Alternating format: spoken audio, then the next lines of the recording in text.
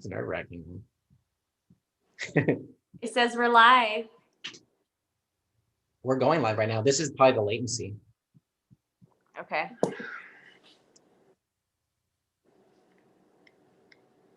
Hello, partners.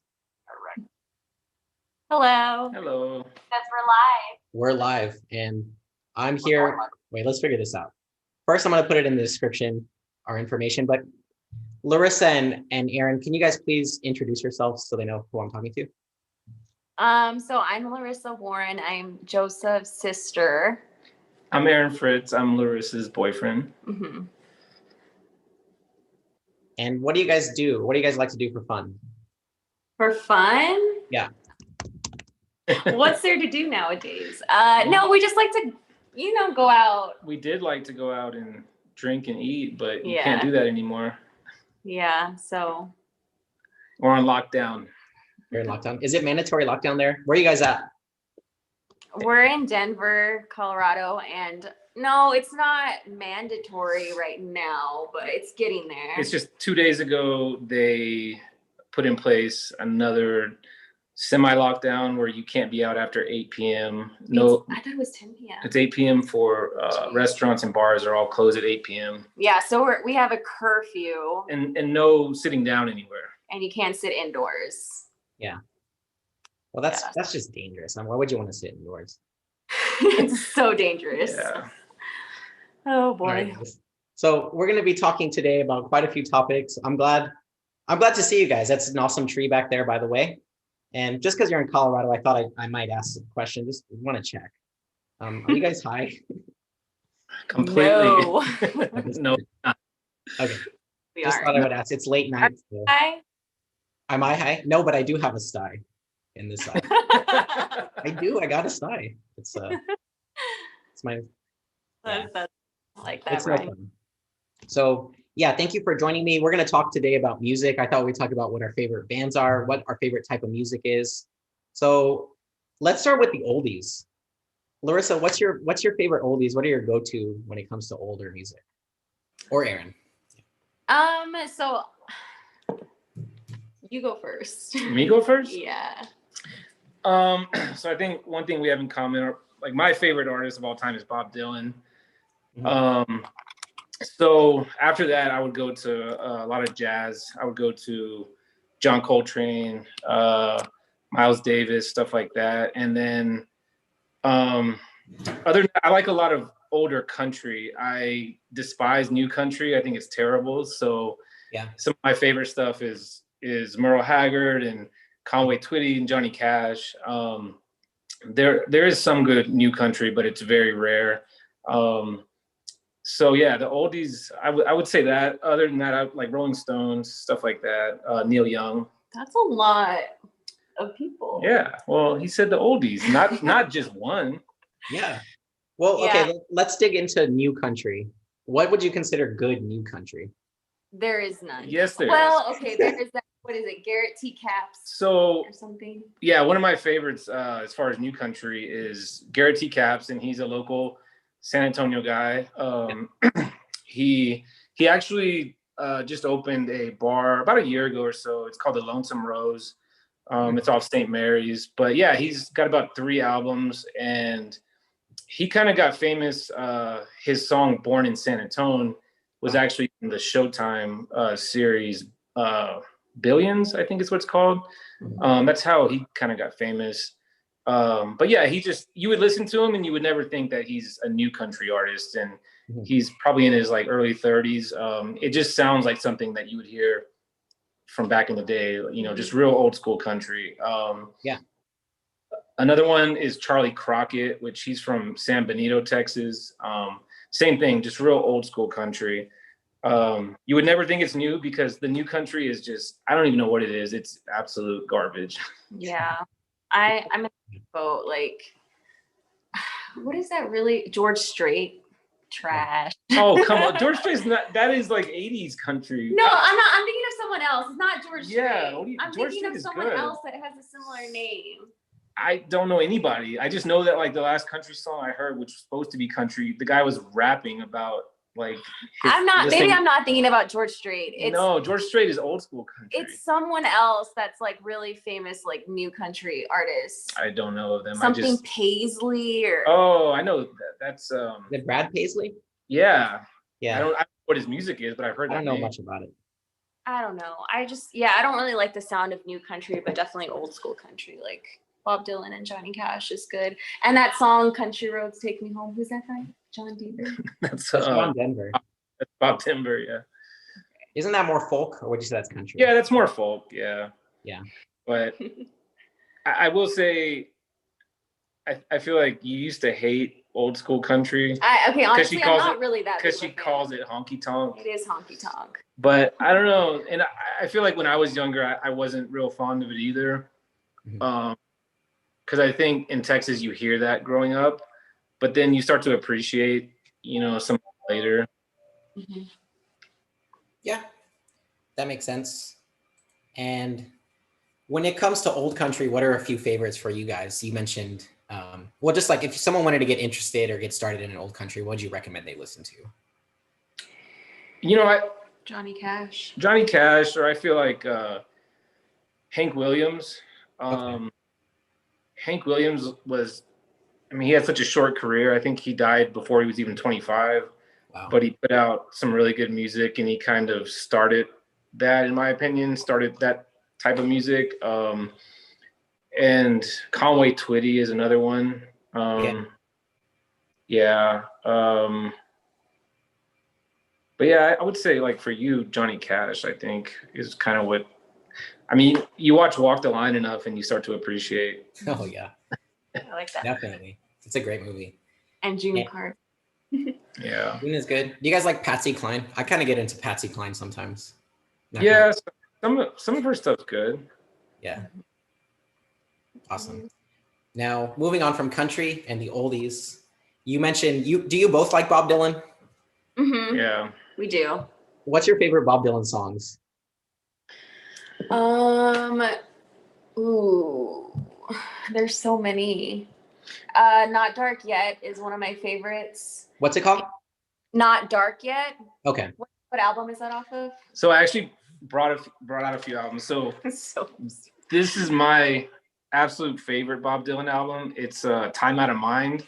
Mhm. It came out in 97, which he went through a period through the 80s he kind of went through a religious phase, Mhm. and he lost a lot of people. Yeah. He lost a lot of his fans. So this was his comeback album, and it has Not Dark Yet on it, which is a great song. And my favorite song is Standing in the Doorway. yeah, Standing in the Doorway Yeah. is probably my favorite all time Me Bob too. Dylan song. Mhm. Yeah. So if you don't own this album, go get it. It's Time Out of Mind. Yeah, great Yeah. album. And then also, I know it's kind of like one of his more famous songs, but Mr. Tambourine Man Mhm. is. I love how it goes on and on and on and on and on and on. I love Yeah. it. That's a great song. I've never actually heard Not Dark Yet. I'll have to check that out. It's a great It song. is a really good song. Yeah. What's that song about, or like what's the appeal to it, or why do you guys like it? Kind of a depressing. Oh yeah, song. honestly, this whole album is pretty. It's pretty dark. It's pretty dark, yeah. But it's when he recorded it, I know the studio technician he used was someone he had never used before, and all of the songs are really different from what he did before, Mhm. but they're so good. It's one of those albums for me. I've always loved when it's raining outside, when it's snowing outside. You put this album on, you pour a glass of wine or a drink or whatever. It's just like one of those albums you can not do anything else. It's not just background noise. It's one of those you can just put on and just listen to all the way through. It is a dark album, but it's a great album. Okay. That's a good Yeah. point. That very distinguished from his past Mhm. music. Because now that I think about it, it is. Yeah, It's different. his old stuff, most of what is Rolling Stone and Tambourine Man and The Times Are Changing. It's very folksy, and this it's a little more electric, a little more bluesy. Bluesy, yeah, that's a good way yeah. to describe it. Great album though. But what about you, Joseph? I know With you're Bob Dylan? so. I'll have to look it up. I have like internet here, so let me see. I know there's an album I really like by Bob Dylan. Um, I think it's a breakup album. I kind of like dramatic stuff like that. Like Yeah. Blonde, You guys may know what it is. Blood on the Tracks. Blood on the Tracks, yeah. Yeah. And that has Yeah. Tangled Up in Blue. That's a great song. I love that song. Yeah. But I really like the song. I don't know why. You're Gonna Make Me Lonesome When You Go. Yeah, I don't think And I've- yeah, that's a good one. that's a good song. And just to kind of cap off Bob Dylan, the next one. Mhm. So this one came out this year, actually, during the whole pandemic, and it's Rough and Rowdy Ways. Yeah.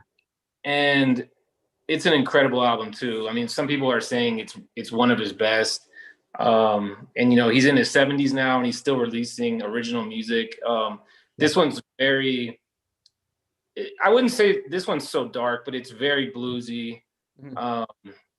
Some excellent songs, and I mean his writing style. Like, even if you don't like the sound of the song, the instrumentals, the tone of it, like you can't deny his writing. I mean, it's beautiful. I agree with that. He has some amazing songwriting skills. I mean, Yeah. Mhm. great with words. Did you guys hear? Oh, go ahead. No, I would say I would argue that's more of like the reason why I like him rather than his It's more voice. poetry. Yeah, like His because voice his isn't bad though. yeah, it's pretty. I mean, I feel like people that they either love or hate his voice. Like me, Yeah. I think it's great because Yeah. it's just that raspy kind of dark, especially now. Yeah, I guess I appreciate more of like the lyrics than I do the voice because the voice can get a little much sometimes. Yeah. He's It's mad at unique. I mean, not to me. I mean, I could listen to him all day. So okay. It's definitely changed. I know he's a smoker. Like his voice now is like super raspy. yeah. Yeah. I mean, think of all those years of touring. I mean, Yeah, how it's much it changed. affects your voice. Mhm. Yeah, that's wild. Did you guys hear his? It's one of his longest songs. It just came out during the pandemic, and it's about John F. Kennedy's assassination. Did you guys hear that song? Yeah, it's on this album. He has, yeah. What do you think about that song? That song to me when it came out was just Album. Yeah. very much about. Yeah, that's the song. I mean, this song it's pretty intense. I mean, he describes the whole thing. But yeah, it is. I can't remember how long. I think it's 17 minutes. Mhm. But that was the first song he released actually, and he released it right around March when everything started, and everyone was like, "What? Bob Dylan's doing new music?" So Yeah. it doesn't say how long. I think it's either 14 or 17 minutes. Wow. It's a long song. Yeah, I remember listening to that song around the very beginning of the pandemic, and it was kind of first it was shocking that he made it. I was like totally caught by surprise, and then it's a very sad song. It is. Yeah. And I actually played it for my mom one night when I was visiting them, and then I went over the next day, and she said she printed out the full lyrics and read it. Yeah, because I mean, she lived through that time, and she really wanted to read, the whole thing about what he said, and I mean, yeah, she said it was beautiful. And just the timing of releasing that song is also interesting. Yeah, because it's kind of a turning point in the nation when they assassinated John F. Kennedy, and then we had like something like 9/11. That was our generation's version, and then March of this year, I would say, was also a turning point in our nation because everyone's the new normal. The world's definitely not going to be exactly the same after this. There's good things are going to change. So I think just the timing of that is, I don't want to say smart. It's almost like ridiculous. Yeah. Yeah. A little well, bit. and I It's think, brilliant though. Yeah, it's brilliant. Yeah. I would say that. and you kind of say that about, there was a lot of good music released during this time, and I think it's crazy because you look at all the TV shows that were released during that time. I mean, Netflix, I never looked at it, but I mean, I'm sure, when everyone started to quarantine, like Netflix, I feel like they had so much stuff going on, so many people watching them, all their new shows. Like, I don't know how they didn't just, like, the server didn't shut down. Like, Tiger King. yeah, like all that crap. I mean, some of it was so terrible, but it was brilliant when they released it because they knew what they were doing. Yeah. I mean, Tiger King is one I heard that probably wouldn't have been a big deal if it wasn't for quarantine. Yeah. And It I was, know it's like huge. I haven't seen it. I've never seen it. you never saw it, yeah. Yeah. Don't kill your brain cells. Oh dear, yeah. It is terrible. Um, any favorites? I know you guys both like movies. Any favorites on Netflix that you want to shout out? Oh well, I guess I can shout out. I recommended it to you. The I'm Thinking of Ending Things movie that just came out. Yeah. Who's the director? Charlie Kaufman. Have you seen it yet? I haven't seen it. No. He still hasn't seen it. It's so. It just has such an eerie feeling to it. Like I watched it by myself, Mhm. and it starts off kind of just like a quirky, like alternative type Well, indie movie. Yeah. And then it gets really, really like dark and creepy. And then the ending is just a total shift of just like craziness. Like it turns into almost a musical. So it's a very strange movie that I think people can get a lot out of just because it combines so many different genres, in my opinion. Well, and Charlie Kaufman, I mean, he was behind Eternal Sunshine of the Spotless Mind, being John Malkovich, Schenectady, New York. So if you've seen any of those movies, I mean, that's similar to what it is, from what I can tell what it is. I mean, most of his stuff is very strange. Yeah, so that's one I can think of. Yeah, he also did the one with Nicolas Cage adaptation where Nicolas Cage plays him. So it's kind of, he's playing him, and I mean he's an odd guy, but I mean very brilliant at doing some cool weird stuff. That's awesome. Yeah, he sounds like a very outside the box. Just based on the movies, I didn't know that was all Charlie Kaufman, but I mean, Eternal Sunshine of the Spotless Mind. I think that's almost a cult favorite. Yeah, very outside the box in terms of filmmaking and story. Same with adaptations. Schenectady, New York. I've only seen that once, but I remember it being a very interesting movie. That's a really good movie, and I mean, Philip Seymour Hoffman is one of my favorite actors. So yeah, I think that was one of the main reasons I watched it. But that's a cool movie. It's definitely out there. I mean, it's not. Like all his movies. I mean, they're out there, so it's not your typical movie, but it's a little weird, surreal. Yeah, surreal is a good way to explain it. But with Eternal Sunshine of the Spotless Mind, is just seeing like Jim Carrey in a role that wasn't ridiculous, and his usual role, he's did a really good job of playing like a depressing. Yeah, he did a really good job. Guy, like even though he's usually like, or he's pretty much known for being like a comedian and having these like crazy, like silly.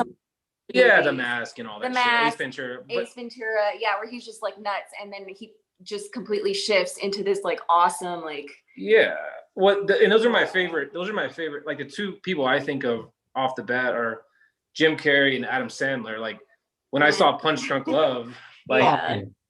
And one of my favorites. Hate to interrupt, but that's one of my favorites. I don't know. Punch Drunk Love.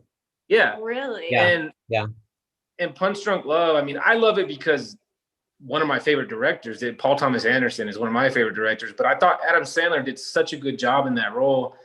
And same thing. I love Adam Sandler in like Spanglish or Reign Over Me, where he plays these serious characters. Because the Adam Sandler movies, I never was a fan of like Happy Gilmore. I mean, I feel like some of them are just ridiculous. So Adam Sandler and Jim Carrey both. I mean, they can play serious roles so well. I mean, Jim Carrey did the Number 23, which it was okay, but I mean, it was a serious role, and I thought he did really well at it. Yeah, you got to respect the range. Also with Philip Seymour Hoffman, that's another actor, one of my favorites. I agree with you on that. And he has an amazing range. He can be super funny, but he can also be like a very serious, like method actor. Yeah. I mean, if you look at all the Paul Thomas Anderson movies that he did, where he plays such a serious role, and then you can look at him in Along Came Polly, which is like one of his funniest comedic roles ever. Like, yeah. I love him in that freaking movie. When he falls during that, I don't know if you remember the scene from Along Came Polly where he just like slips and falls. It's so yes, that's the best part. We always rewind it, and like I remember when I watched that movie with Mom, like we had to watch it over and over again because it's so freaking brilliant. The best man is in the house. Just lives like that's the best fall ever. Yeah, and that as far as rom-coms, like that's one of my favorites. Yeah, it's a good one. Yeah. Along Came Polly's. Rom-com. Well, that's what it's called. That's a rom-com. Yeah. Larissa, do you have a favorite rom-com? You don't even seem like the rom-com type. Are you? Like Do I? Bridesmaid or Me? Don't you watch Me? Oh, I Girls? mean, obviously, Is that a that's not rom-com? even a rom-com. I No, think I that's don't just know. like a comedy. Like, I like Mean Girls, but I'm not really a big rom-com person. I mean, I'm not either. I Like just a those- few of them. Here Those and there. typical like Well, date type movies. yeah. Well, the one we watched the other night, I think that's What hilarious. was that The one? Heartbreak Kid. The Heartbreak Kid. That's That a was- Fairley Brothers movie. Can't With think Ben of. Stiller. If you could name some rom-coms, I might tell you if I like them or not. I'm Yeah. gonna Google it. That's some What about- millennial superpower. Let me Google. Oh, Yeah, Google like top 10 rom-coms and we'll see. Okay. None of these look too good. The top 10 are probably terrible. But Along Came Polly is one of those that I feel like it never got a lot of attention. I'm thinking of like Crazy stupid- Rich Asians is a rom-com. I don't even. I never know what watched that it. is. Yeah. Yeah. I'm thinking of like Made in Manhattan and How to Lose a Guy in 10 Days, like just like trash movies that Yeah, and most of the things I think are Are rom background coms are noise. like they're probably not really rom coms. I don't know. yeah. Crazy Stupid Love. Have you guys seen that? Oh, that's a really good movie. Is that the one with Ryan Gosling? in it? Yeah, Yeah. I like that.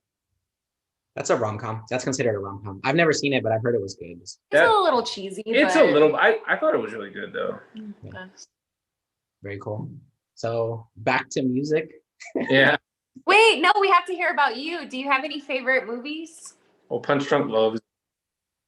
I really like Punch Drunk Love. I haven't seen it in a very long time. Favorite movies of all time? Yeah. Ow. We kind of talked about this last time, actually. For me, that's a tough question. You're really putting me on the spot here. Sorry. Because I don't really watch much movies anymore. Like the movies I watch were like movies I watched back in high school, Mhm. college. Well, yours was Rosemary's Baby, right? Yeah. And Once Upon a Time in Hollywood. Yeah. A recent movie I've seen, like I kind of like darker movies for some reason that I like was Apocalypse Now.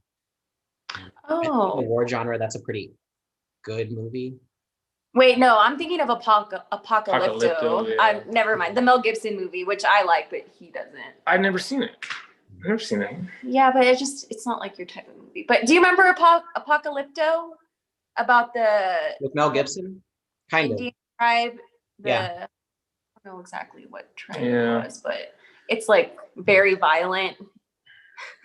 Let me look up list of good movies and I'll pick one. You can look up. Yeah, on I was gonna say Google. because it's all about like which one. And most of the movies that are rated the best are the bad The ones. worst, yeah. I kind of go by like I follow a certain. I follow directors, and like those are usually the ones. The directors I follow are usually those are usually my favorite movies. You know, I just thought of some recent movies that I saw that I liked. Mhm. Go Like ahead. outside of high school, because you're a different person in high school than I am now as a early 30s person. And a movie I saw, it's not The Room. The Room is a horrible movie, which is like it's Room. It's an A24 film. It's called Yeah. Room, and it's about dealing with trauma. And I really love that movie. I remember I've seen the trailer to it. I haven't seen it, but yeah, the Room though that movie's so bad that James Franco made a movie just about that movie. Which is classic It's James called- Franco. Called The Disaster Artist. Yeah. That movie, The Room. I put it on and we watched about 10 minutes of it, and you were like, "What is going on?" We just turned it off. It's so bad. Yeah, you couldn't get into it. Yeah. But yeah, Room, I would definitely check that out. I think it's on Netflix, and it's basically about a girl who grows up like in captivity, and she has a young son. And they Mhm. escape that situation, and just how like the young son and her deal with the trauma of the situation she was in, because like basically someone kidnapped her as a teenager. Mhm. Yeah, I would recommend that. That would be my recommendation for a newer movie that I like. Room, not The Room. Room. Not The Room. I would not recommend that. No, it's terrible. Yeah. But that's a cult favorite too, for some reason. It is. It's a cult favorite. Yeah. What's your favorite cult favorite movie? I think me and Larissa, similar upbringing, might have similar ones. What's your favorite cult favorite movie? What does that mean? Is that dumb? Well, it's one that Just it's like- one that failed miserably at the box office. Maybe didn't get many releases, never got any public, attention. But I mean, like the first one that comes to mind for me as a cult film is like Eraserhead. It's David Lynch. I mean, it was a movie that nobody still to this day has any idea what it's about. It's just a crazy, like most David Lynch stuff. It's so crazy, but it has a cult following. Another that actually didn't do bad, but it has such a following. A cult is like The Big Lebowski. I mean, The Big Lebowski, they're literally like once a year. There's conventions held for it. Like those films have such a following. Yeah. I don't know. I mean, for you, I feel like. So some examples that you might like are The Warriors. I know that's one. I love The Warriors. Yeah. Or Saturday Night Fever. Is that a cult? No, I wouldn't say it's a cult. That's like one that of was my so popular. favorites. I love that movie, and he hates it. I could watch it literally every day. I don't like dance movies. I know. Aside from like Footloose, I like Footloose. Like the ultimate dance movie. Or La La Land. That's one of my favorite movies. But that's a music see, I like La La Land because it's the same director as Whiplash, and I mean like La La Land's put together really well. But that's the only musical I've ever been able to sit through, actually. Anyways. I like The Warriors. I love that movie so much. Yeah. And definitely like Saturday Night. And you like a lot of those like Mommy Dearest and Mommy Dearest random stuff really like that. You like horror? Is that horror? That's more like Mommy Dearest is not horror It's not at all. horror. It's about Joan Crawford Yeah. and her adoptive daughter. And well, according to my mother who watched it like in the theaters, that movie was supposed to be a drama, but it ended up almost being a comedy. Like it was supposed to be about like Joan Crawford's adoptive daughter's traumatic experience in her household. Yeah. But like, it's just hilarious. The acting is just, it's so funny. And it's just funny to quote it. And like, I love that movie. And for Joan Crawford that. And there's some like one comedy cult film that comes to mind is Idiocracy. Idiocracy is one of those that, I mean, it was just so stupid and like, but it has such a cult following. I mean, Office Space does too. Those Mike Judge movies. I mean, it's a great movie. Office Space did pretty well, but those type of movies that were pretty low production, they have a huge cult following. Anything that Kevin Smith, like Clerks, has a huge cult following. Even Tusk has a cult following. I remember watching that movie. We all three. Colorado. We all three. Probably the only ones. the three years, they made $60 at the box office. I think my favorite cult would be. Have you guys seen They Live? They Lived? They Live. No. Man, perfect movie for nowadays. It's very cheesy. It's an 80s movie, and it's about sunglasses that allow you to see the world as it really is. And when they put them on, they can actually see like how the world really works. And it's just very interesting. It's supposed to be horror, but it's just cheesy. I feel like you were telling me about this. It sounds so familiar. I think you were talking about it when you were here last time. Yeah, I would recommend it. It's definitely a cult film. I don't think it did too well. Well, I've never heard of it. Yeah.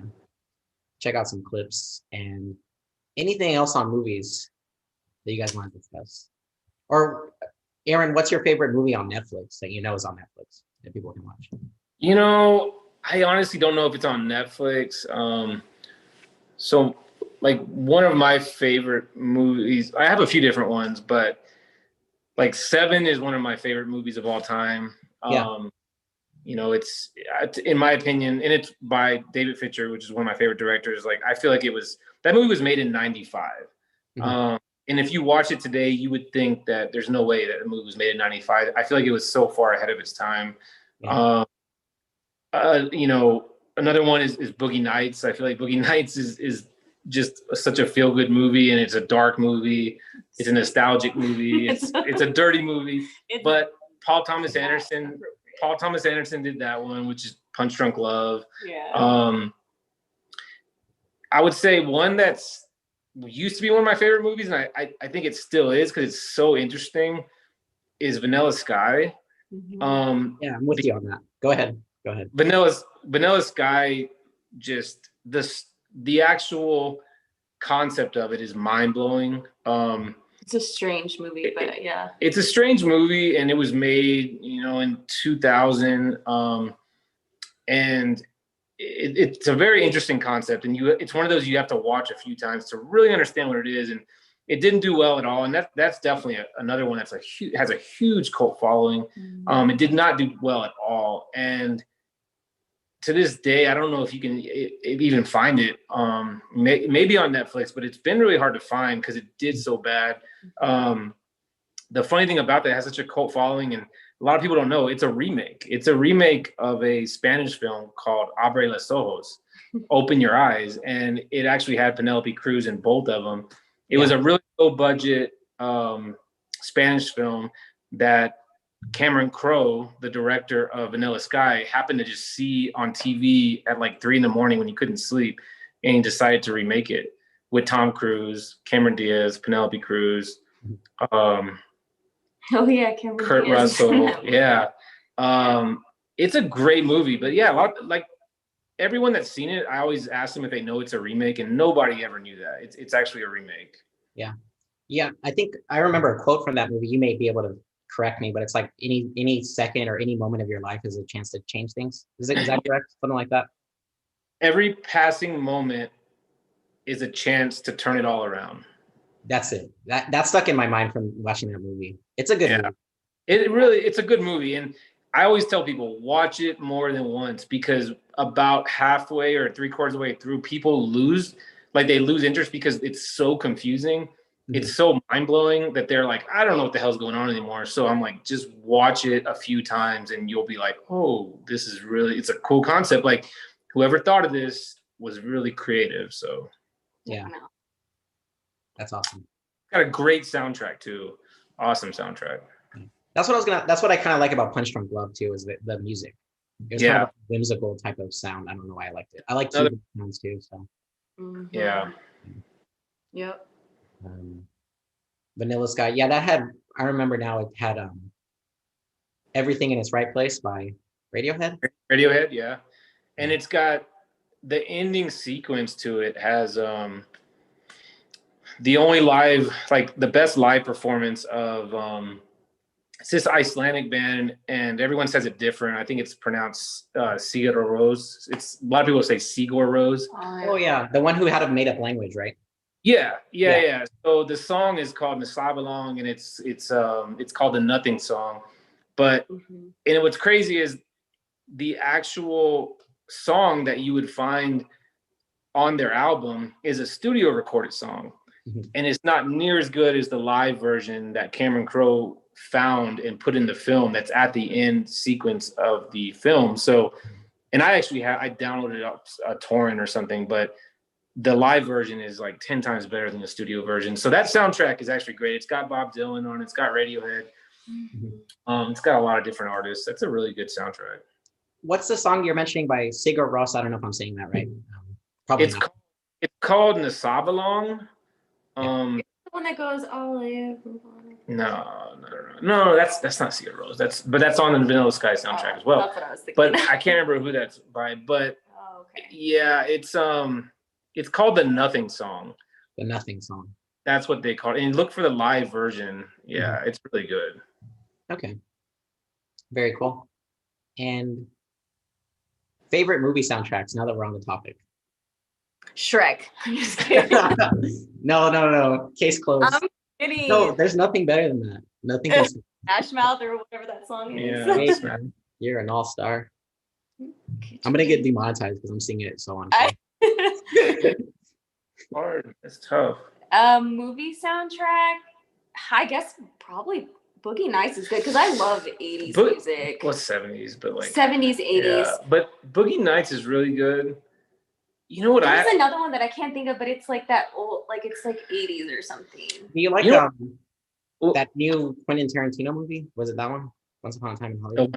That's a good soundtrack too. It's good, but what I have to say is, and it's Johnny Cash original fans are going to disagree, but Walk the Line. Joaquin Phoenix did an incredible And job. Reese Witherspoon. Yeah, I mean, that's all of them, and it's incredible. I mean, I feel like that's one of the best soundtracks. I love Johnny Cash, and I appreciate all the original music, but Joaquin Phoenix and Reese Witherspoon did on that soundtrack is incredible. And Saturday Night Fever is my favorite. I just thought of that because of the Bees Keys. Saturday Night Fever. Yeah. That's the Bee Gees, right? The Bee Gees. Sorry, what did I say? The Bees Keys. The Bee Gees. The Bee Gees. I don't know. I love like 80s dance music. And Does that count for documentaries? You're not even listening. Does what count as for documentaries? The best soundtrack. Oh, I don't. What's your documentary that has a really good soundtrack? I've never heard a documentary. I actually have it. So Rodriguez. I love it. So Searching for Sugarman. Okay. Do you know about him? Was he a famous producer in Hollywood? No. So Okay. it's a long story. In the documentary, Let's sum it up real the fast. documentary is Searching for Sugarman, but I showed him to you I and know you it's loved him. really good. Yeah. So he was a singer, real similar to Bob Dylan back in the 1970s in Detroit. Yeah. He released 2 albums, and for whatever reason, it did nothing. And it never took off. Nobody in America knew who he was. Nobody cared. In the late 90s, these people from South Africa did a documentary because he was a huge star for like 30 years in South Africa, and he never knew it. Mhm. And he was literally doing construction work for the past 30 years. in Detroit, right? In Detroit, yeah. And the documentary, I'm sorry, was actually made in 2012, but it goes all the way back to the late 90s when they found him. So this was back when, they couldn't just Google search anybody. They literally spent years trying to find this guy, and they finally tracked him down, and they were like, hey, you've sold hundreds of thousands of records in South Africa. And he's like, I had no idea. So the whole thing is kind of it kind of tells you a lot about the music industry too, because the music industry is known for screwing people. So that's kind of what happened. I mean, these record companies screwed him. He never got a cent out of anything, and they were selling all these records overseas. And so anyways, when they found him, they started doing live tours. They filmed the documentary, and it's a really cool story. It's called Searching for Sugarman. Yeah. Sounds like a happy ending. He ended up making some money off it, right? Yeah. The So. guy's name is Sixto Rodriguez. And yes, I would say if you compare him to anybody, it would be Bob Dylan. His writing skills are incredible. Mhm. Yeah. And what's your favorite song, if you have one, by that artist? It's Sixto. What was it again? Just so Sixto Rodriguez. the Rodriguez. My favorite song is Cause. I don't know about you. I mean, Crucify Your Mind is really good, but Cause is a really cool song. It's a really dark song, but the opening line to that song is, I got fired 2 weeks, or not the opening line, but the first few lyrics are, I got fired 2 weeks before Christmas. And the irony of it is that the label that he was on, that was on his second album, the label that he was on dropped him from his record 2 weeks before Christmas, before that album came out, before anyone even knew what that song was. So it's just kind of, because I lost my job 2 weeks before Christmas. Yeah, sorry. Yeah. So even after the record labels got to him, they were still messing him around? Or is that like a fictional song? No, it wasn't fictional. He wrote that song, recorded it, and then they actually did. Yeah. He lost his job 2 weeks before Christmas, but Wow. I don't know if they were messing with him, but it's a good documentary. Yeah. Awesome. And awesome. Searching for Sugarman. Check it out. And anything else like, okay, so you mentioned you like 70s. When it comes to newer music, like what are some newer bands, newer music that you think people should know about and that you'd like to shout out? How do I have to go? Because you music? say I'm always taking over the Because conversation. you dominate conversation. Well, go. Like new music. Yeah. I just have not been following new music. Like, have you? Yeah, I mean, some of the bands I like. I'm a huge Conor Oberst fan. Anything that he's done, which he got famous because he created. You know, he was the main singer in Bright Eyes, but I like all his stuff post Bright Eyes. I mean, he's done his solo albums are incredible. But he released a Bright Eyes album this year. He did. Mhm. They recorded over I didn't quarantine. even know that. And then like the Growlers, I mean, I like even their new albums are good. Other than that, there hasn't been anything new recently, in my opinion, that I've liked at all. Yeah. I can't think of anything new. I mean, in the past few years, I can. Yeah. I mean, like one of my favorite albums, it's 3 years ago, but I think this is one of the best albums of all time. It's The War on Drugs, A Deeper Understanding. Okay, that's a good album. Yeah. Yeah, I love that album. That came out in 2017. I feel like the past few years there's been some good stuff, but in like the past, aside from the Bob Dylan album that was released this year, this year I haven't really. I haven't been following music this year, and I think a lot of people aren't making new music, even though they should be. It's the perfect time to make music exactly in quarantine. Yeah. What about you, Larissa? Like, I mean, not new, but what about like just newer music, like in the past? Like not Bob Dylan. Yeah, because he's older. I mean, like one of my favorite bands is Beach House. I love like every single one of their albums, and I know you do too, Joseph, because I hear you listen sometimes. Yeah. On that note, that's actually my favorite concert I've ever been to. I think I saw them back. Me too. Yeah, I've seen them like 4 times. Because we went like. I saw him at a festival, and then the first time I saw him, was I with you or no? I don't remember. I know we saw him in Houston last time. We saw him in Houston and Austin. Yeah. And like every single time, it's just perfect. Like, it's a good live show. Yeah, like I guess you don't expect live music to be as similar to the album that they produce, but with Beach House, I feel like it was better. Like live. There are some.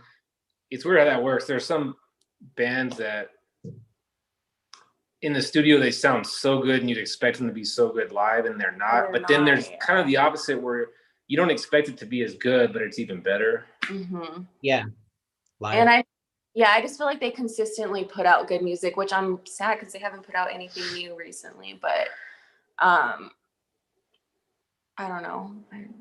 They're like my favorite band. Yeah, another one to mention that we didn't. You were talking about newer music, and we were kind of talking about. I brought up the few country singers that, they're more old school, but they're newer. Mm-hmm. I mean, I have to say, I think that was 2015 or 16 when Leon Bridges released his first album. I mean, that's one that you would listen to and you'd think you were listening to Sam Cooke or something. Yeah, and he went viral. Yeah. I mean, that first album is incredible. Yeah. Leon Bridges. What's the name of the album? Because I've never heard it before. What? He went viral. You have to watch his live videos. I know it's up there in our vinyl, but it is. I'm trying to remember is it actually Leon Bridges? Like the title of the album? It might be. It might just be his name. I don't know, but yeah. You need to listen to him. He's got like an amazing voice. He's from Houston. Mm-hmm. He's from Houston. Yeah. They were just talking about that on some podcast. The song on the River. Joe Rogan podcast, yeah. River or something. Yeah, River. Wow. I think that's the never song. Even heard of him before. Oh no, the actual. Yeah. What was that? The album is called Coming Home. Coming Home. And that was his first single, Coming Home, which I think is what really made him famous, was that song. Yeah. But yeah, you have to listen to that album. That album is incredible. It's very Sam Cooke, Otis Redding. And you have to listen to the live record River. Yeah. Because he has like such an amazing voice. Mm-hmm. Yeah, and he's just like an upcoming artist. Yeah, really good. Mm-hmm. Awesome. So your favorite concert was Beach House. What is your favorite concert? No, mine was Beach House. Oh, it was. Okay. Really? Wait, when did you see them? Because were we at the same concert?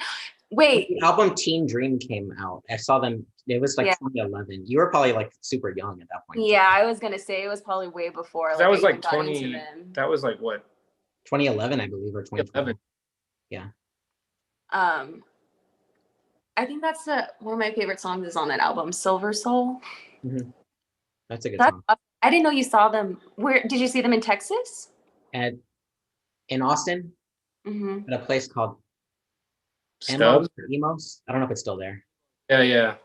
And that was probably the original emos. It was a smaller one. Yeah. Yeah. Remember that? That was the original one. Yeah, it was definitely smaller. Yeah. Yeah. Amazing. Always. How do you guys find new music, or how do you find music? I use my Discover weekly playlist on Spotify, which kind of curates based. It's an algorithm that curates based on like what you've listened to Mhm. in the past or what you listen to the most.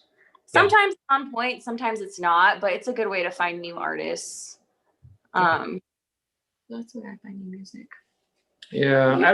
I don't use Spotify that much. I'm real stubborn about I like to have the actual file itself.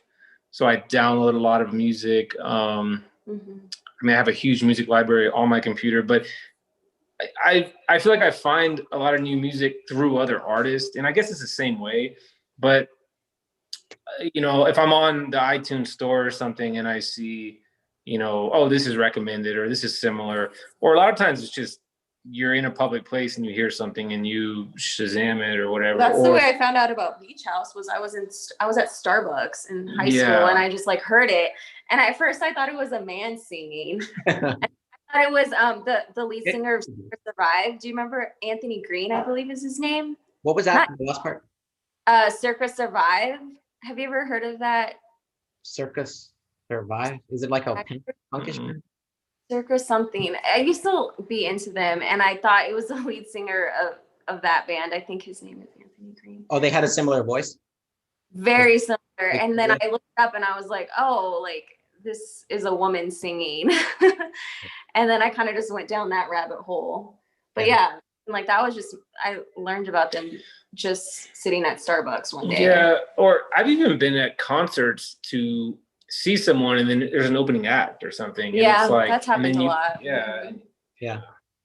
Mhm. I think that's common with me too. They're having a party right next door, which is pretty awesome.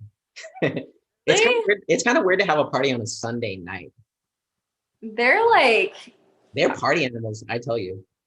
I love it though. I like the energy. of it. the Texas governor's not gonna come Not get really. for gathering. Even before Thanksgiving, during Yeah. an alert, it's kind of crazy.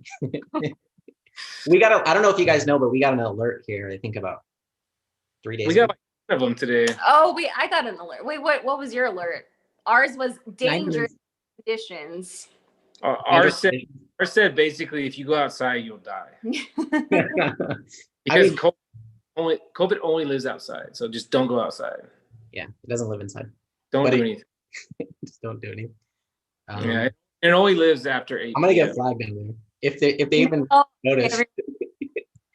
Wait, but what was your alert? I want to know. It said there's 962 cases or something like that. Some 900 and something cases, the highest since July. Don't go out unless you need to. Something like that. Wow. See, ours was Ours very. said, You can't see. you You have can't to see read it. It says public safety alert. This region is at a service risk from deadly COVID. severe. Oh, sorry. Severe. Severe Service? risk Okay. Yeah, caution COVID-19.com. from Yeah. deadly COVID. Deadly COVID. 99.999 survival rate. Okay. I'm definitely gonna get flagged down there. Thanks, Jim. Sorry. No, I'm it's just- worth it. It's worth it. It's worth it. No, be safe. Wear your mask. No, yeah, I mean, I think just common sense. I think people, I don't want to get political, but I think people can make their own decisions. So we need to have like a culture where like we treat adults like adults and they can make the decisions they want to, knowing full well the risks that they're taking. Yes, I'm tired of like Yeah. shame. It's like shame culture now. It's like you're being guilt tripped into like anything. What you just said, treat adults Like adults. Yeah. And that's Stop all. trying to control. And that's all I have everyone. to say about that. Yeah, all right. I don't want to get flagged. I'm definitely gonna get flagged. It's gonna be like the CDC says that we should treat adults like children. Let's get off this stick. 'cause Yeah, we Next should. topic. Next topic. All right, I'm gonna get in trouble. I love it though.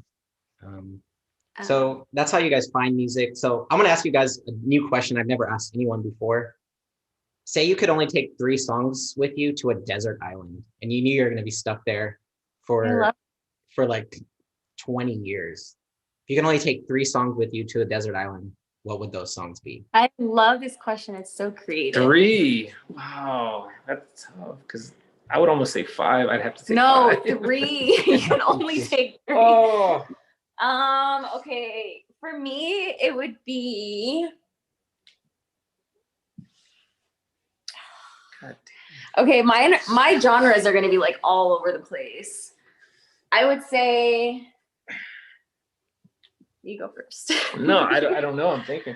I know for me, the first one will be "Standing in the Doorway" by Bob Dylan. Okay. The second one would probably be "You Don't Have to Go" by The War on Drugs. You have to have one fancy song. No, I don't need. I need dark. I just need dark. That's like living in darkness in the desert island. Yeah, and then. Oh man, that's so tough. I don't know. The third one I have to think about. You go. What would be the third one? That is hard. Well, I have to pick a beach house song. So It's not Smash Mouth All Star. it's definitely not special. Why not?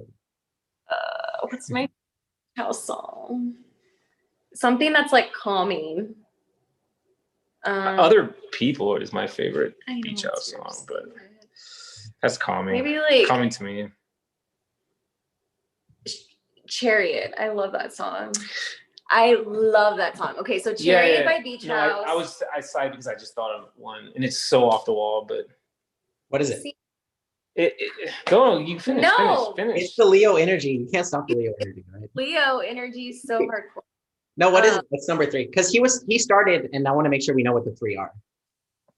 It's So, another dark song, but it's "Crazy" by Tupac. Crazy by 2. That's a good song. I like that.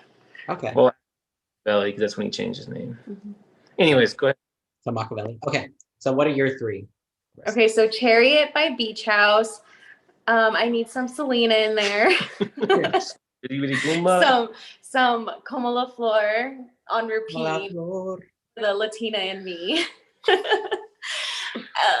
And then something like, oh man, there's so many good songs. Yeah, 3 is hard. 3 is tough. Ain't nothing gonna break my stride. That would I feel get you going, right?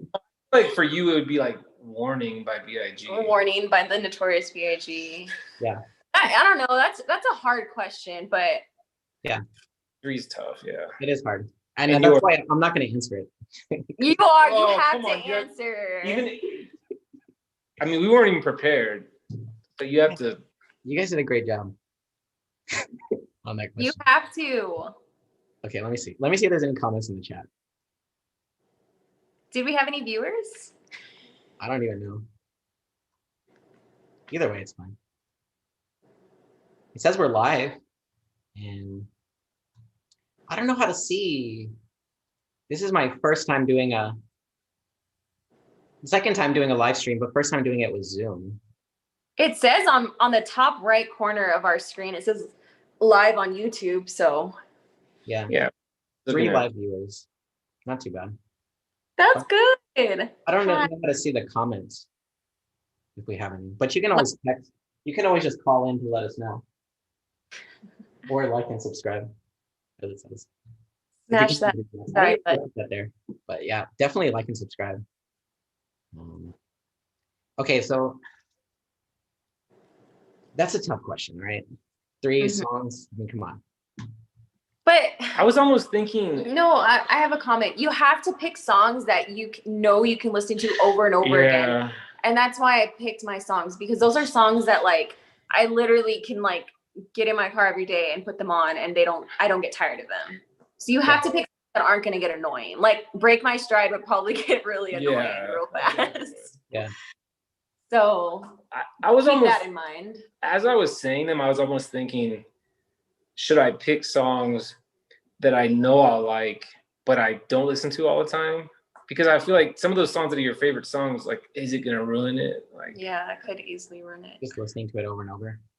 yeah. But I already listen to those songs over and over, and I don't get tired of them. So Yeah, I guess that makes sense. sure. So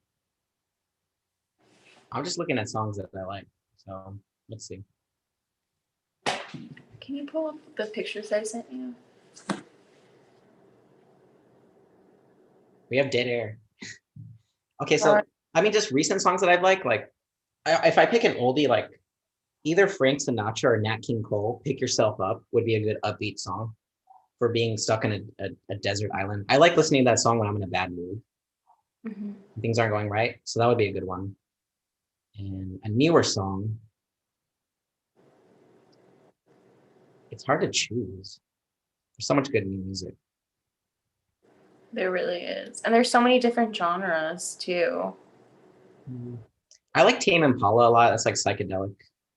And I Mhm. kind of like, I know they became super popular and I think it's well deserved because it's really good music. If Aaron wants to play devil's advocate, he doesn't. I love Tame Impala, but he always is like annoyed with him. I used to like them, but for some reason I don't know what. You know what I think? I watched them live on like Saturday Night Live one time, and they were so douchey. That once They were so gain douchey, some fame, and I don't know what. I mean, I shouldn't let that affect me to where I don't like their music, but for some reason they were so douchey. And when you started playing me that song, "Slow Down," it like just I think it killed it for me. I saw this. There's this like weird section of YouTube where you can see songs like, "Oh, Dancing Queen" playing in a bathroom at a party or something. Oh yeah, I get those sometimes. Or like movies playing in another room while it's raining. Yes. So I found that except with Let It Happen. And it was like Let It Happen, except you're at a dance club, like in the bathroom or something like weird. It was like Let It Happen. Yeah, but it was slowed down. It was like DJ Screw. It was like a Houston. I like it. I feel like you would like it too, Joseph. He's just a hater. Yeah, I don't know what it, that I lost interest in for some reason. Yeah. No, I like it. I still like him. And then of course Taylor Swift, "Shake It Off." I'm just kidding. Oh God, please. I'm just kidding. I like old school Taylor Swift. Yeah, like "You Belong With Me." I guess that's a good one. Or I don't know why this came to mind. Like a favorite one-hit wonder from a band. One-hit wonder. Yeah, that's one. Let me know if you need examples. I can just shout them out. I know my favorite one-hit wonder. What? It's a song by this band in the 90s called Primitive Radio Gods. And it's I've played it so many times. If you heard it, you would know. Just sing it. It's it's a funny time. Standing outside a broken phone booth with money in my hand. And it's got this sample from B.B. King during the whole thing. I know I've played it so many times. But it's just one of those long songs. It's like so relaxing. Yeah. But do you know what I'm talking about, Joseph? No, I've never heard that song before. Yeah, go ahead. Sorry. Yeah, Primitive Radio Gods, standing outside a broken phone booth with money in my hand. How does it go? I've never heard that song. I could put it on, but I know if I played it, you'd know. Oh. But it's Well, like hum it. No, I'm not gonna hum it. I don't have any musical talent whatsoever.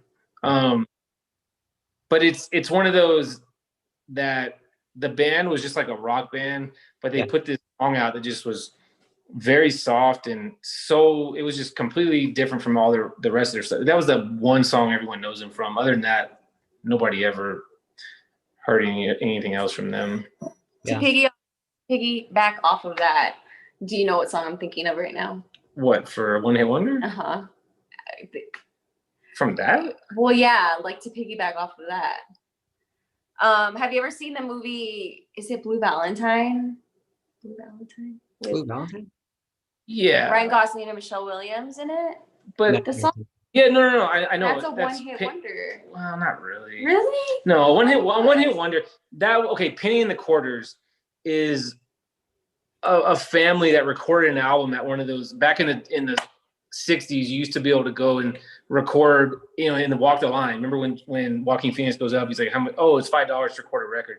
It was a nostalgic thing you did as like families or amateur artists. You go record a record, and that's what this group. It was a brother. It was two brothers and a sister, I think, and they went and recorded a song for like $5. We should do that. Yeah, and then it got, it just like anything else, it got thrown in a bunch of records. Well, someone bought it in an estate sale, I think, like 30, 40 years later. And this website that posts those rare songs that nobody really has anything to do with, they don't know who sung it.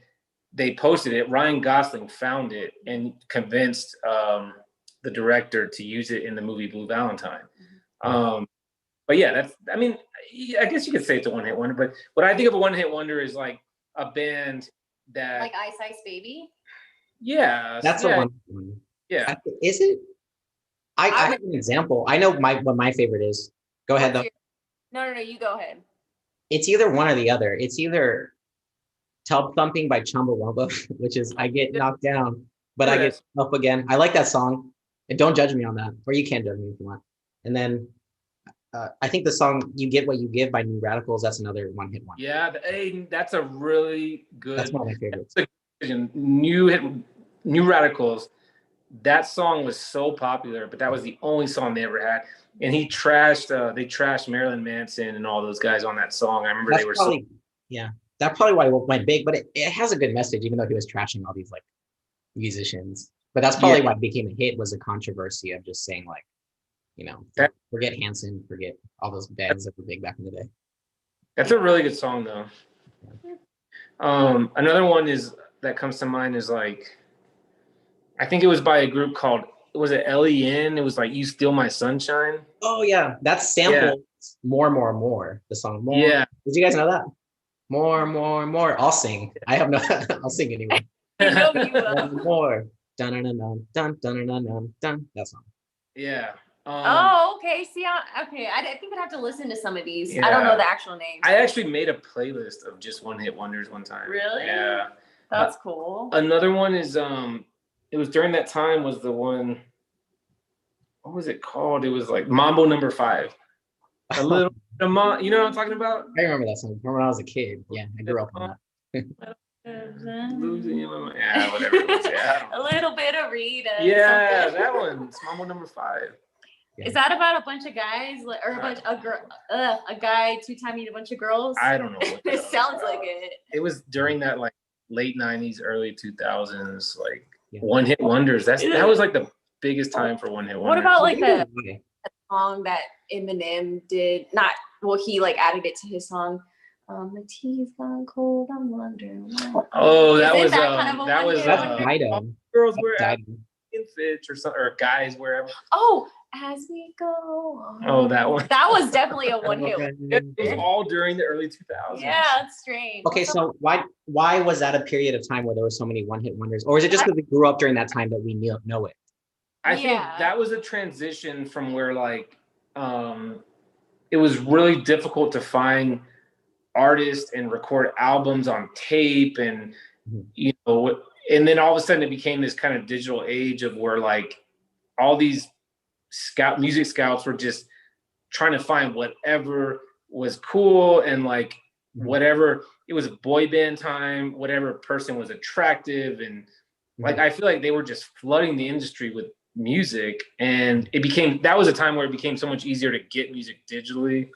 And it was PRL on MTV. It was just so much music, they didn't even know what to do with it. Like they couldn't fill the content, so they just got these garbage artists. Like to sell one single would sell a whole record, and the rest of the record was trash. Yeah, I guess that's true. Yeah, that's my opinion. I don't know, but I also thought of Bittersweet Symphony. Is that a one-hit wonder? The Verve Pipe. Yeah.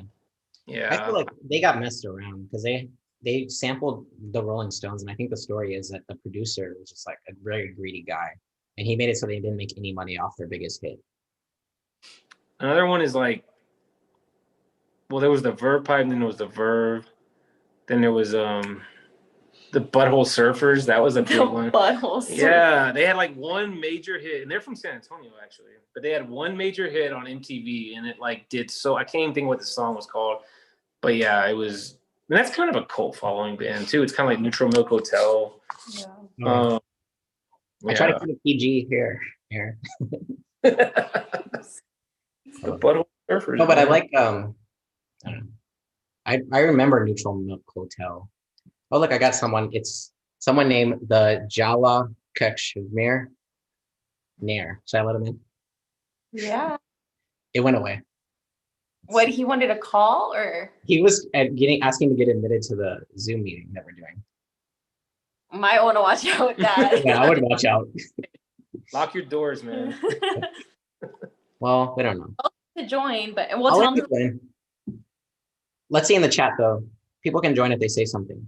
But it went away though. But yeah, you gotta. Anything else on the topic of music? I think we've had a pretty extensive conversation. How long have you been talking for?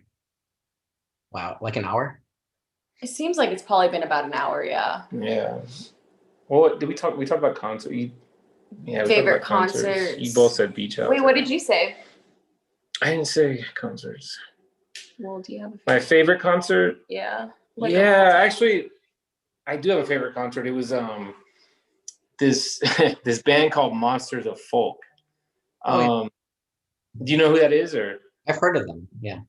So they only did one album, but it was Connor Oberst, M. Ward, Jim James of My Morning Jacket, and then I can't remember I always forget the other guy's name, but he was a part of Bright Eyes.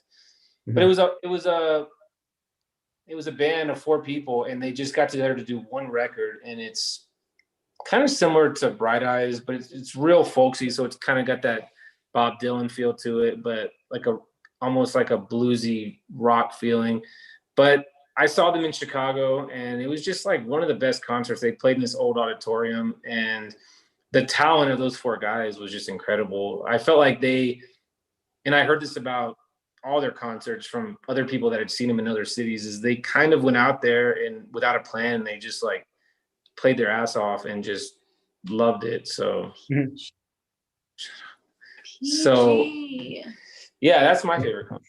As we What's that? No, I think that's good. It's I've actually heard of them. I like I kind of like Bright Eyes. I like the song True Blue. I don't know if you've ever heard that song. Mm-hmm. It's kind of like cute, but I like it. Yeah, I like that song too. Monsters of Folk was almost like a super band, right?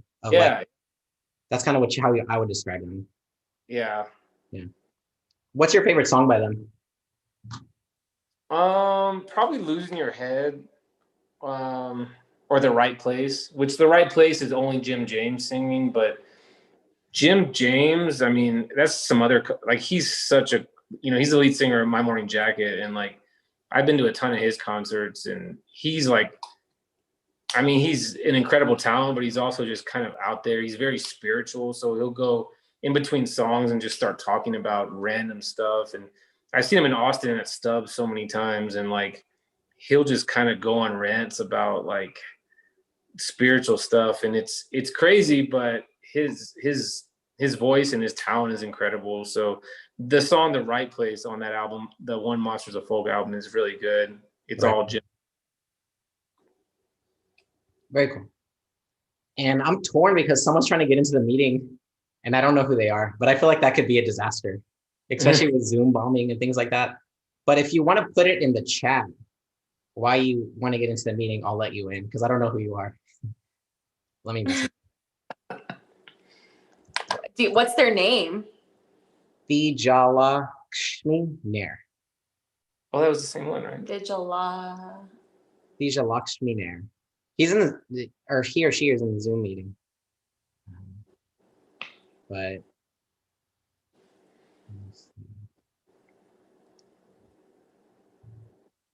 yeah, I got to be careful with that because I don't want to have like a I mean, you never know with the internet nowadays. a Zoom bomb. Like, yeah, I've heard about that before happening, especially in college classrooms and a lot of things like that. But I think I said hi to him. He said hi? No, I said hi. I just want to vet to make sure it's not something super horrible. Yeah, Internet is weird. That's a weird place. Let's see. I here. agree. So That could be a whole topic in and of itself. It's I want to crazy. talk about something. I want to leave them with a bang, a great big, I don't know, like something great regarding music or movies. Um, I'm trying to, Uh, I think we've covered pretty much everything when it comes to music. yeah, we really have. Yeah. What's everyone's first album they ever got? Like Hillary Duff or something. Like literally. Come Clean by Hillary Duff. I mean, you can't ask me that. It's like I asked him what his favorite, like what he grew up reading, like as a little kid, like his favorite little kid thing, and he goes, "Oh, Poe." That was a joke. And I'm like, "Shut! You did not come out of the womb, and you didn't turn 5 and like start reading Edgar Allan Poe. Like What? I meant Yeah. stories like Amelia Bedelia and like those, you know, like I don't know. Yeah. when you give a moose a muffin and like little kids. Like Nathan Ham. You give a moose a muffin? Giving a moose when you give a moose a muffin, he'll ask for some milk and then he'll just keep going. I don't know what that is. And then when you give him some milk, he'll ask for some cookies or something. And then Yeah. give him some cookies and he'll eat something. So Lyle the crocodile. Like remember those books that mom used to read to us? Yeah, I remember. Not Edgar Allan Poe. So we talked about movies, music. Let's talk about another thing. I guess Aaron hasn't shared. Aaron, what's your favorite book? Oh yeah, go ahead. My favorite book is it's a book called Kitchen Confidential. It's Anthony Bourdain's first published book. It's really what made him who he was.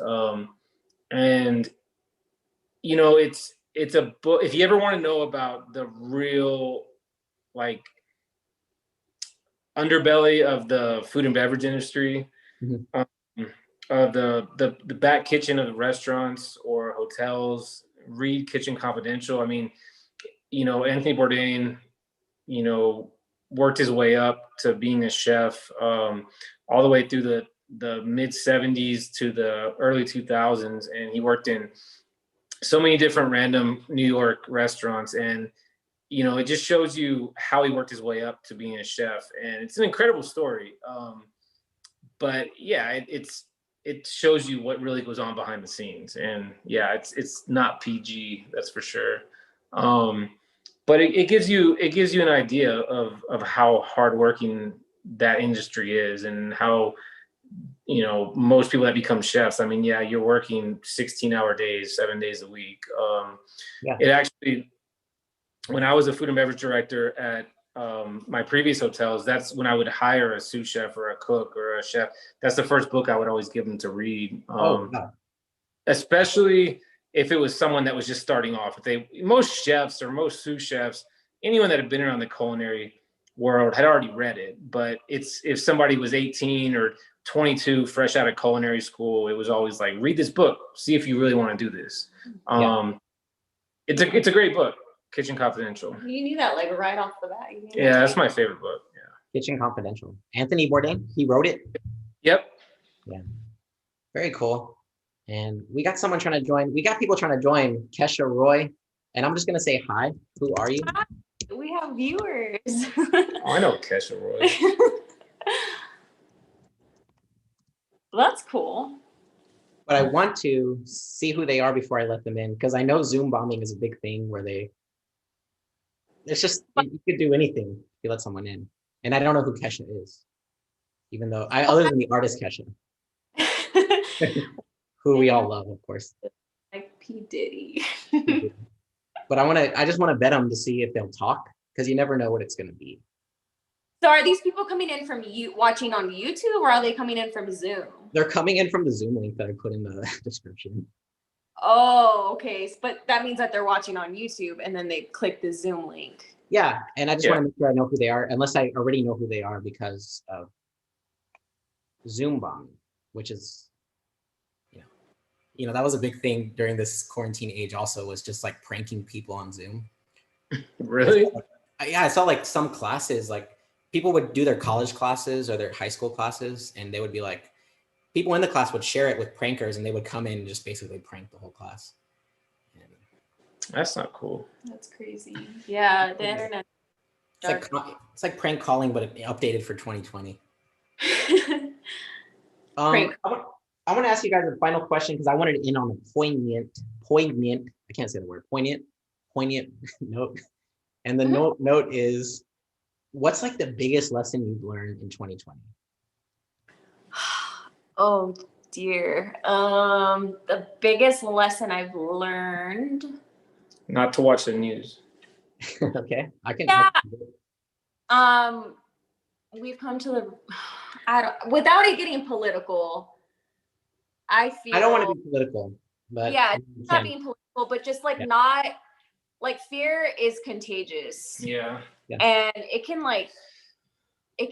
I would say ruin you. And I feel like it's ruined a lot of people that I know. Mm-hmm.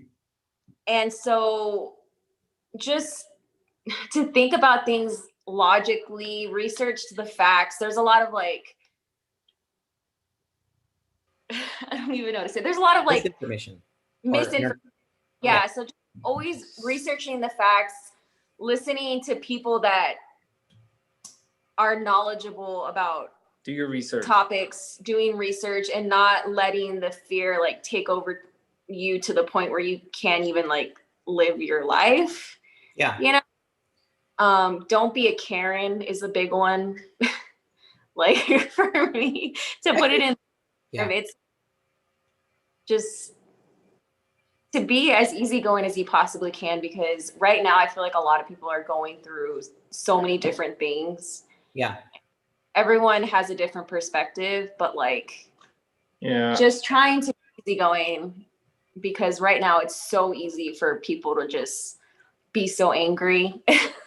Fearful, angry or fearful. And fearful. Yeah. So just trying to like ease your way back into life after like such a crazy year. Yeah. And be understanding, because people are going through things. I mean, it's been like I feel like everyone's been thrown curveballs this year. I know I have. Yeah. So, I mean, you got to understand people are going through their own stuff. Yeah, exactly. And like I said, everyone's perspective on COVID is different, and everyone has been impacted differently. Like some people lost their jobs. Some people are struggling like with their small businesses. Some people have had loved ones that have died from COVID.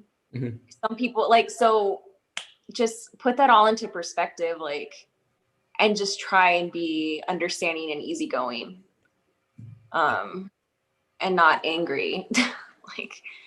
Yeah, I get angry sometimes though, I'll admit it. I think the big cure for the anger is like eating food. Yeah. Some good food. Then you get that. I think that's a great message, because I think the fear and the anger can just make it so you don't treat people like human beings. And I think that's what we need to do. Just understanding like. Yeah. And so like, I know with my job, like I interact with so many people like on a daily basis in an environment that's so kind of, I would say it's a little toxic, because, you know, you're in a plane and like everyone's concerned about the virus. There's some people who like don't want to wear a mask because of whatever reasons. And there's some people who are like angry at the people that don't want to wear a mask. And then it just, it creates just a toxic environment. And so I try to be like kind to people and understanding of like how everyone's kind of has a different perspective on what's going on. Yeah. So I just try and be nice. Like I just saying like, please and thank you. It makes such a huge difference rather than just being rude. Or like, how are you? And when someone answers that, like asking back instead of just being yeah. Yeah. Like things are just so weird nowadays. Like even if I'm at the grocery store, like I try and interact with the people that work there, or like just be courteous, because like if you go to the grocery store nowadays and everyone's just like in their own little world and everyone's just kind of like freaking out and it's just chaotic, and I don't know, it's just crazy, it's nuts. Like people clearly, like everyone has something on their mind regarding COVID, you know? Yeah. And it gets old, I understand, but just I try and like make situations normal, because everything's just so crazy right now, you know? I hear you. Yeah. So I don't know.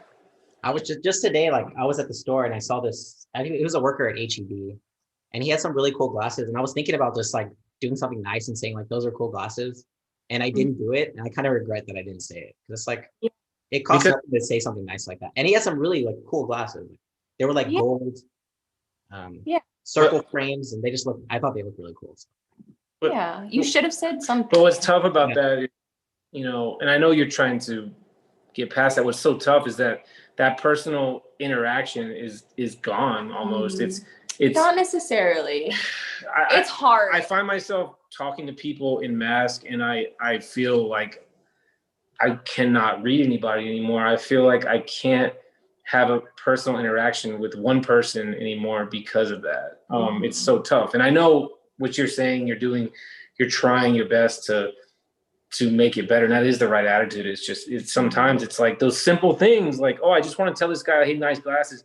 And it becomes a thing where it's like, what? And then it's like, what? And it's just like this moment where you're like, never mind, because I can't even, like, there's no personal interaction anymore. It's frustrating. But it's trying to get past that. I feel like I worked with a flight attendant the other day, and like in her announcements, she would say, like, we know you all have like lovely smiles and we'd love to see them, but right now we can't. So please make sure your mask is covering your nose and mouth. Like try like make people laugh or something about the whole situation.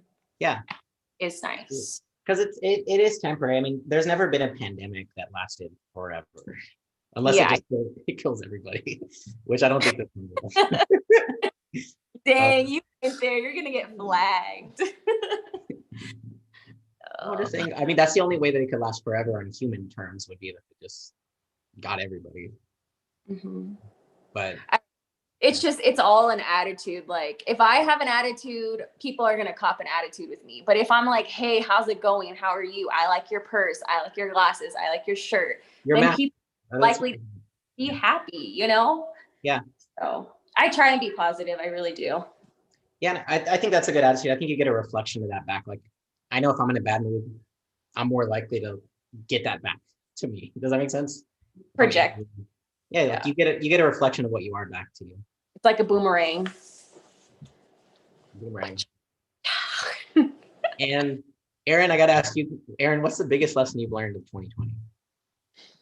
I mean, the first thing that comes to mind is, during this whole time, I can remember a few months in thinking how much of my daily life I took for granted. And,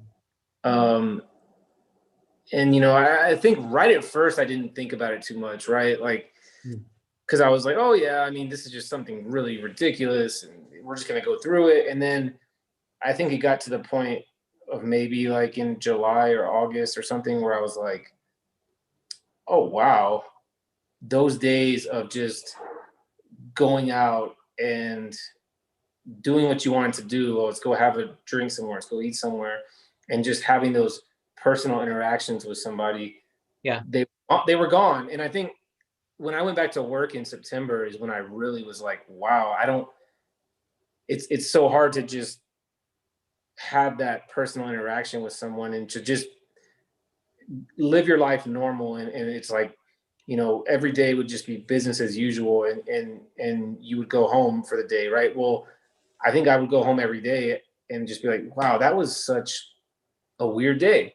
Yeah. Because it's so different and nothing's normal anymore. And it made me realize, like, man, for, let's say it was whatever, today's November 22nd. I can't help but think about November 22nd, 2019, what was I doing? How normal was everything? Yeah.